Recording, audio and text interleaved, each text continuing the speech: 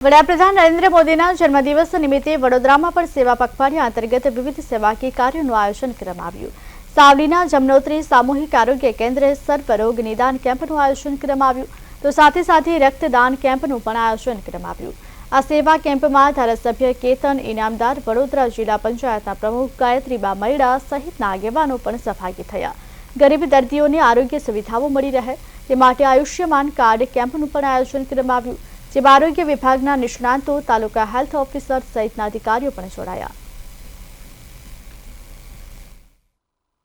સ્વસ્થ નારી સશક્ત પરિવારનો એક કાર્યક્રમ રાખવામાં આવ્યો છે, જેમાં નારીની દરેક ચિંતા જ્યારે ગુજરાત રાજ્યની ભૂપેન્દ્રભાઈ સરકાર કરતી હોય અને આપણા દેશના યશસ્વી વડાપ્રધાન શ્રી નરેન્દ્રભાઈ મોદી સાહેબ જ્યારે બહેનો અને માતાઓ માટે આટલી ચિંતા કરતા હોય, તો આજે સાવલી તાલુકામાં આ જન્મોત્રી હોસ્પિટલમાં સ્વસ્થ નારી સશક્ત પરિવારનો એક કાર્યક્રમ રાખવામાં આવ્યો છે, જેમાં આજે હોસ્પિટલમાં વિવિધ મેડિકલ કેમ્પ કરવામાં આવે છે। તેમાં સ્ત્રીઓને લગતા, આરોગ્યને લગતા દરેક ટેસ્ટ કરવામાં પણ આવશે અને એની દવા અને નિરાકરણ કરવામાં આવશે।